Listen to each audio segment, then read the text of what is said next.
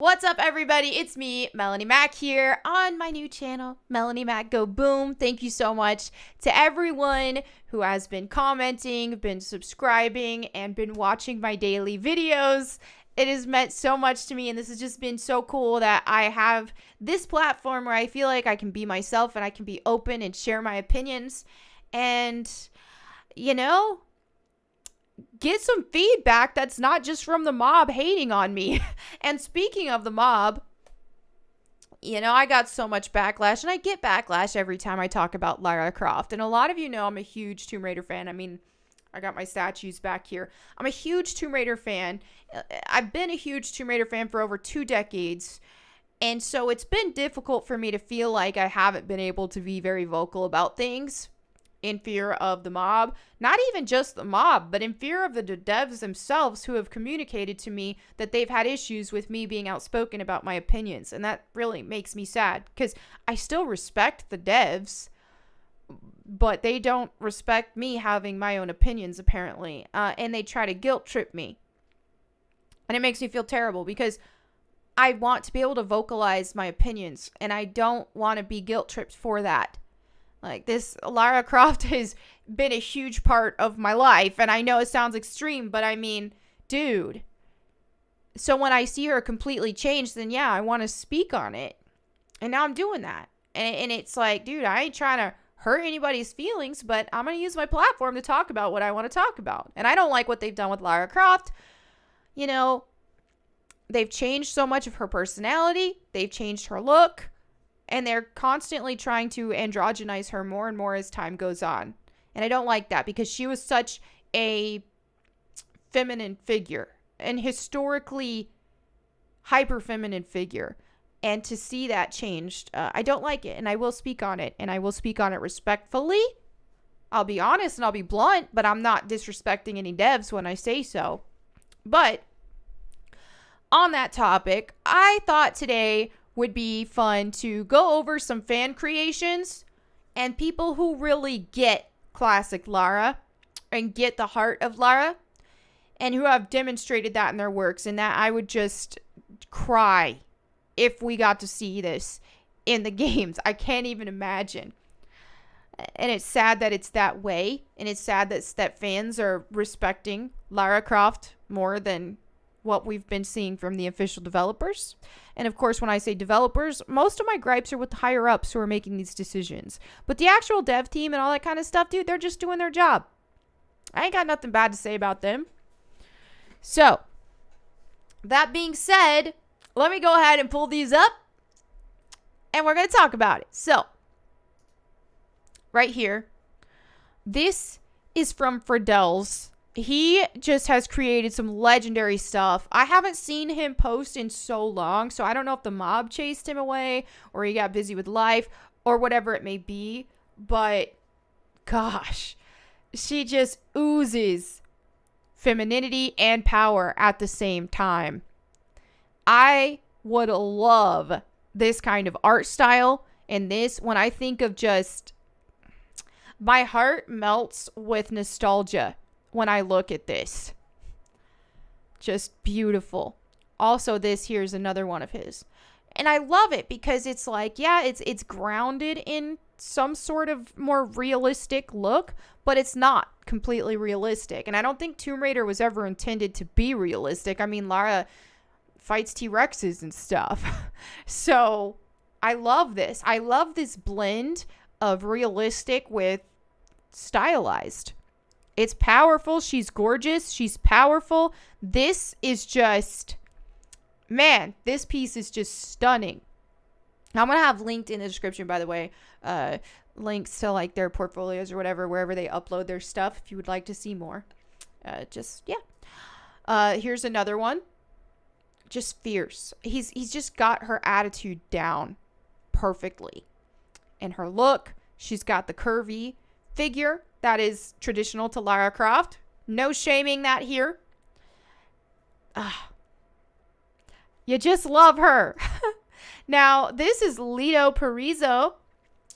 He's done some really good stuff, and the community loves what he's done, because you'll see some stuff ranging from more stylized like this to more a little more realistic, which I'll show you here in a minute. But this is his take on Angel of Darkness, Lara. Just perfect. Everything is just flawless. This is Lara Croft. And I'm obsessed. Next up, here's a more stylized version. Now, this is when she's wearing her Opera House dress from Tomb Raider Chronicles, from those who remember. It's just, the heart of the character is here.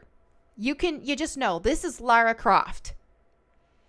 There's no second guessing that. And you love it. And unfortunately now we're seeing Lara Croft is so unrecognizable that it's her name that we know that it's her.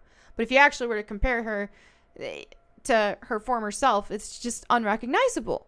And it's not that I'm knocking the new Lara as a character. She's a great character. She's awesome.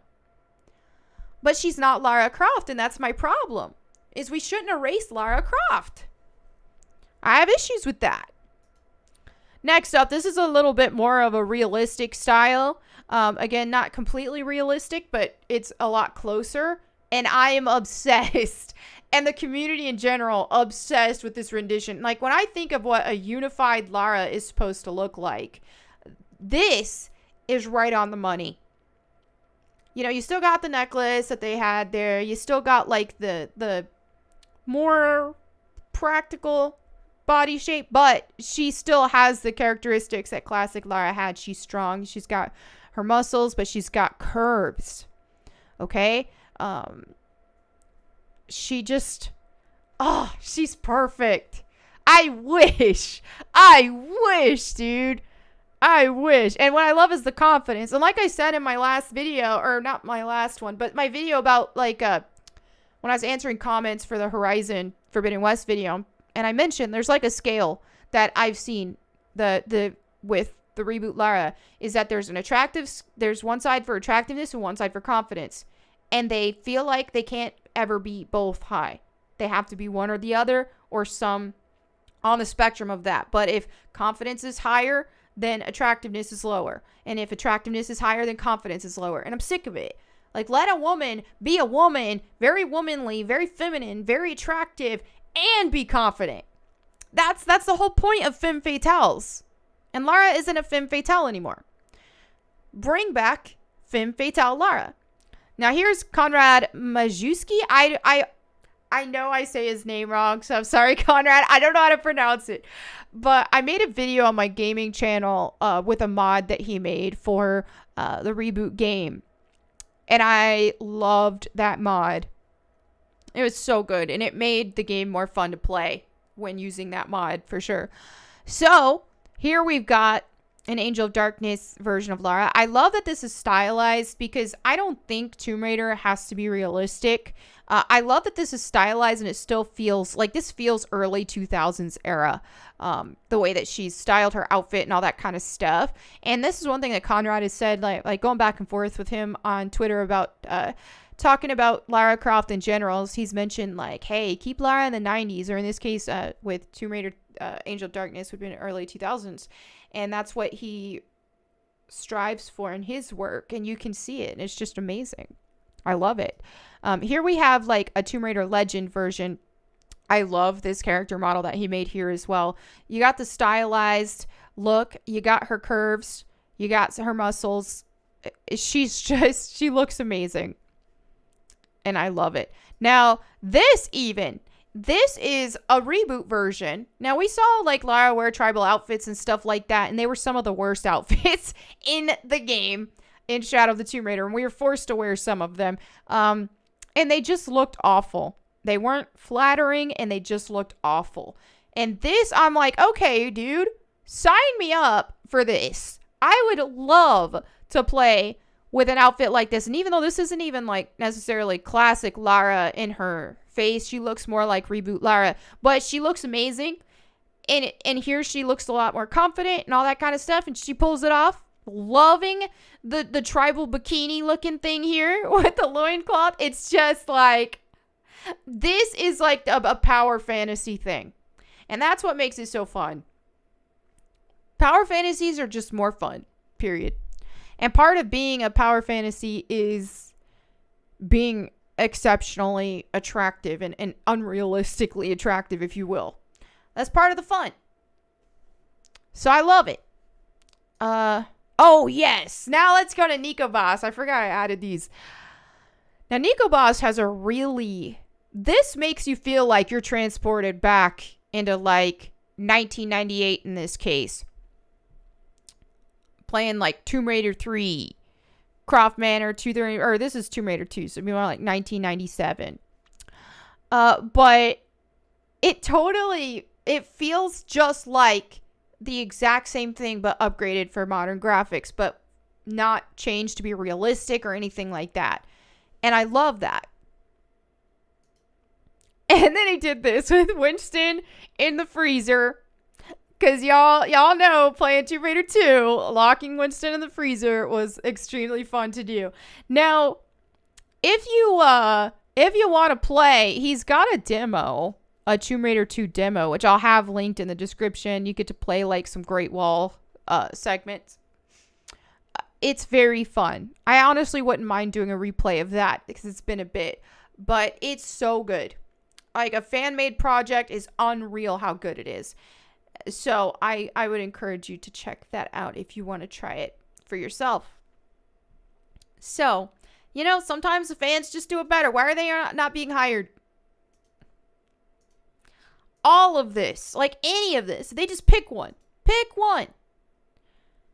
Would be so, like, it would feel like we're getting, the fans are being listened to. This would be so much more fun.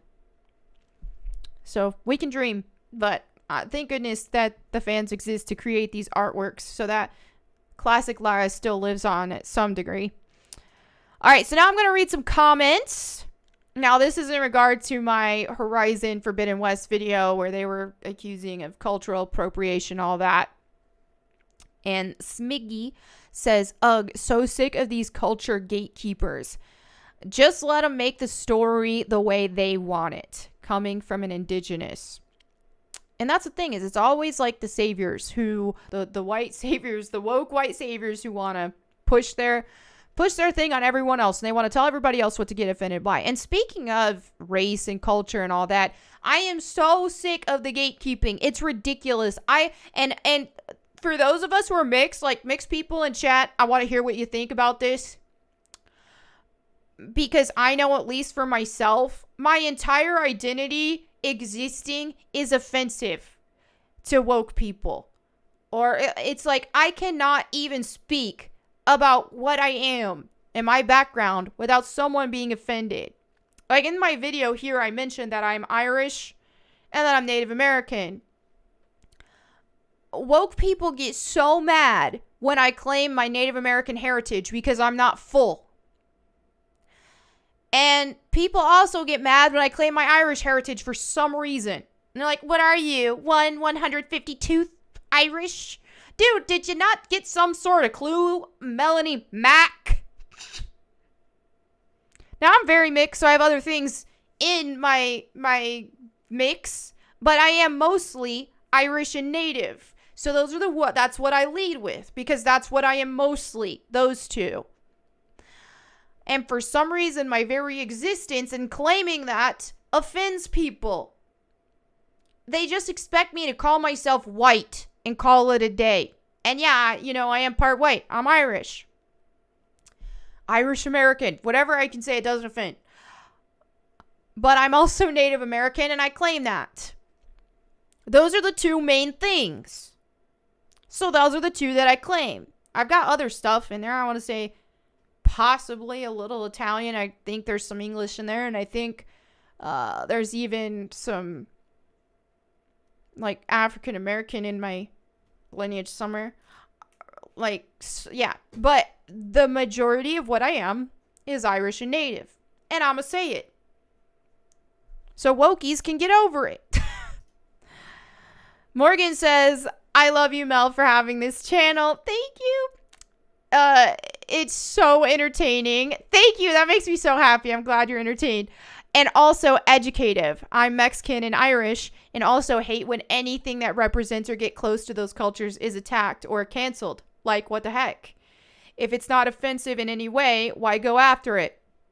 Exactly. Okay, and then Cyberling Bot says when someone else's group gets some European diversity, that's a bad thing. It's cultural appropriation. But when the Lord of the Rings gets diversity, it's called social justice. I was like, oh man, jaw hit floor on this. Because that is a double standard. Shots fired. And the wokies might want to come back and say, oh, well, you all had a problem with the diversity in Lord of the Rings or Rings of Power and all that kind of stuff. No, like the only thing anybody had any issue with was keeping things accurate. We just wanted to see accuracy. And that goes any which way. If someone's going to whitewash a character that wasn't originally white, I don't want to see that either. I like to see accuracy when you're retelling stories. And I don't like to see pandering and tokenism. And I think I speak for most of us when I say that. Elevated Dave says, game journalists are just miserable people employing to ruin gaming. It certainly feels like that sometimes. Like, thankfully, there's not all like that. But, man, some vocal ones.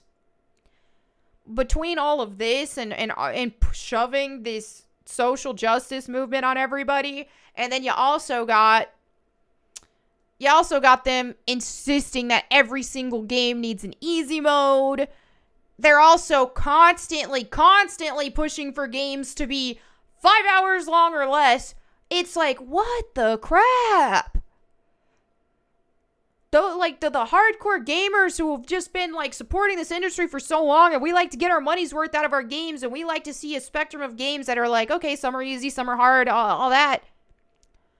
And we also like to actually get our money's worth out of a game and be able to play it for a long time. Instead, we're getting it all hijacked, and so then a lot of developers are trying to appeal to game journalists instead of, the actual gamers. And we're getting, like, these short little cinematic experiences where, I don't know, I could go on. This could be a whole other video, but yeah. A Miss Shelby Cobra says, what do you think about PlayStation censoring Martha is Dead and other foreign games, yet not censoring their games like The Last of Us 2? I think it is extremely hypocritical.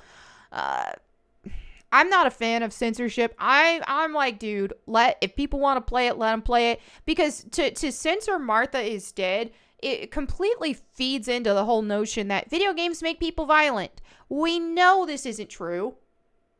But for some reason, whenever that you try to censor stuff like this, and what message is that sending? Because it sounds pretty close to me. But The Last of Us 2 just gets to be, its thing. Not only is it very violent, but also the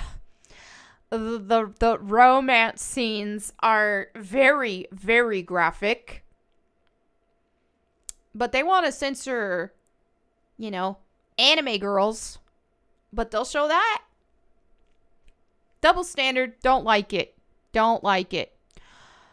Diacritical One says, so funny. I went shopping down the dairy aisle for the first time in a couple of years on Monday and skipped over the Land O'Lakes butter for another because I didn't recognize it at first. The abandonment of the symbol was jarring and a little offensive. Erasure does not equal respect, I think is what that means. I'm the same way. I will not buy Land O'Lakes because of that. I don't support it. And people want to be like, oh, well, isn't that cancel culture and you're against cancel culture? Dude, like, not supporting a corporation that doesn't give a crap about my native heritage, that ain't canceling nobody. That's a total different story. Havoc Music says, isn't this game pretty woke too? They eat themselves. And that was about Horizon. And that's the thing, is it's true. And that's why I keep saying you can never please the woke. They will. And this is why, is because the wokies, they act this way because it gives them some sort of sense of moral superiority. And this is why I compare them to Pharisees, because they feel like I don't know, they just get some big kick out of feeling like they're so righteous instead of realizing that nobody is righteous. And that's the fact. Nobody is righteous, and they're insecure about that, so they got to knock other people or other things to try to make themselves feel righteous. It's a lot easier if you just accept the fact that you're not righteous and everybody else isn't, and you're like, hey, we're doing the best we can, okay? We're just trying to get by in life. Patrick says, if we are doing cultural appropriation, then if you are not an Englishman born and bred, can you stop wearing our suits? Oh, it's just ridiculous. And the thing is I find most people who do cry about cultural appropriation is it's usually white wokies, almost more often than not, for those righteous points and for those savior points that they want. And it's incredibly annoying. All right, so, this was actually another one that I read on another video I recorded. So let me go ahead and read this. This is Matthew 23. This is going to be a little bit long, but y'all know I don't like Pharisees in any stretch. The religious Pharisees, the not religious Pharisee types, I just don't like Pharisee types. So we're going to read this. Matthew 23 says, then Jesus said to the crowds and to his disciples, the scribes and the Pharisees sit on Moses' seat. So do and observe whatever they tell you, but not the works they do. For they preach, but do not practice. Hypocrites. They tie up heavy burdens, hard to bear, and lay them on people's shoulders, but they themselves are not willing to move them with their finger. They do all their deeds to be seen by others. This hits home, man.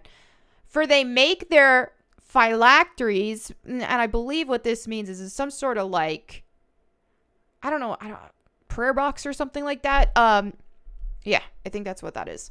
They make their phylacteries broad and their fringes long, and they love the place of honor at feast and the best seats in the synagogues, and greetings in the marketplaces, and being called rabbi by others. But you are not to be called rabbi, for you have one teacher, and you are all brothers. It's like, hey, we're equals here, man. Well, not with Jesus, but the rest of us.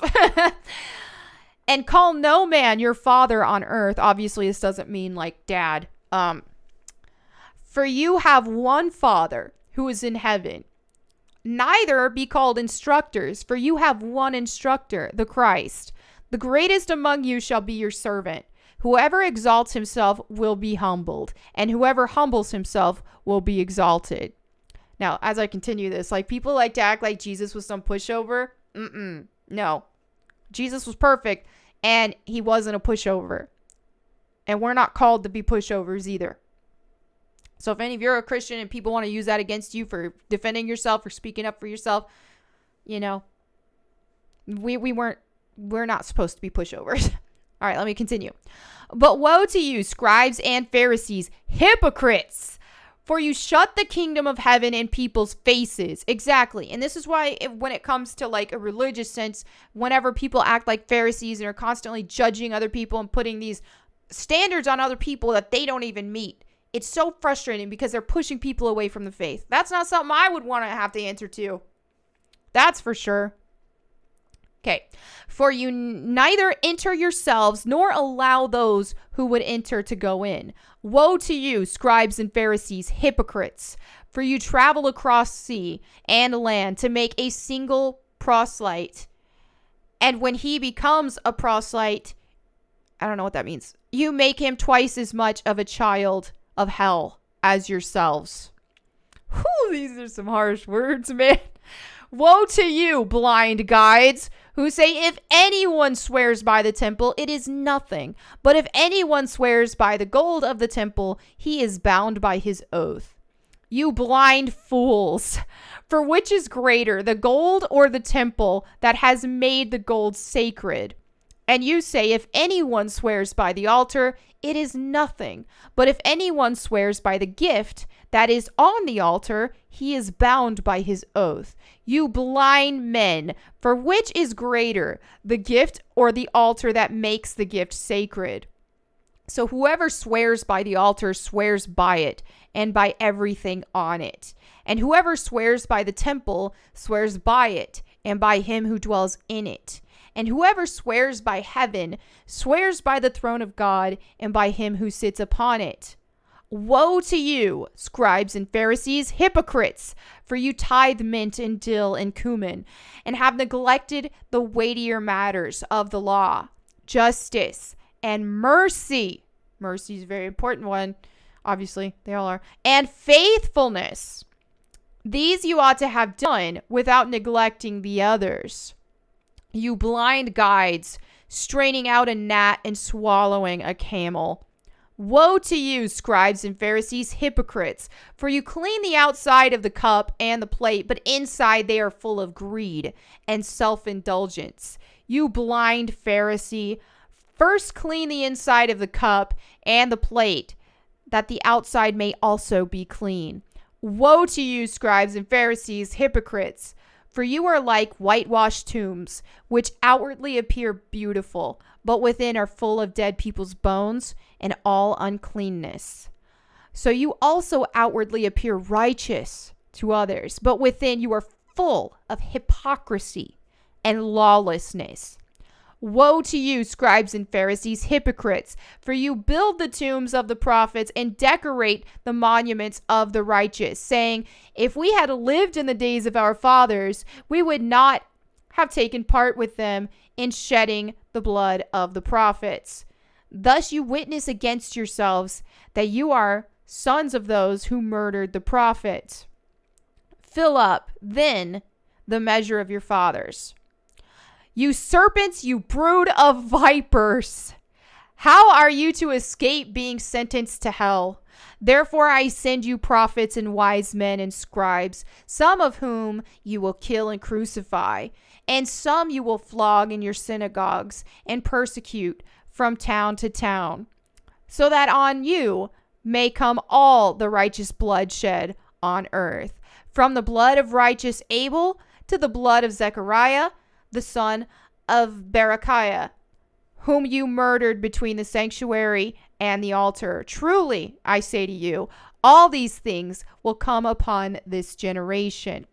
O Jerusalem, Jerusalem, the city that kills the prophets and stones those who are sent to it. How often would I have gathered your children together as a hen gathers her brood under her wings, and you were not willing.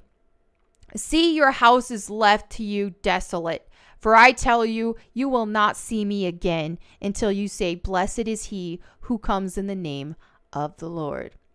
Whoo! Mic drop. Oh, man. Yeah, that's a big one. All right. Well, I wanted to share that.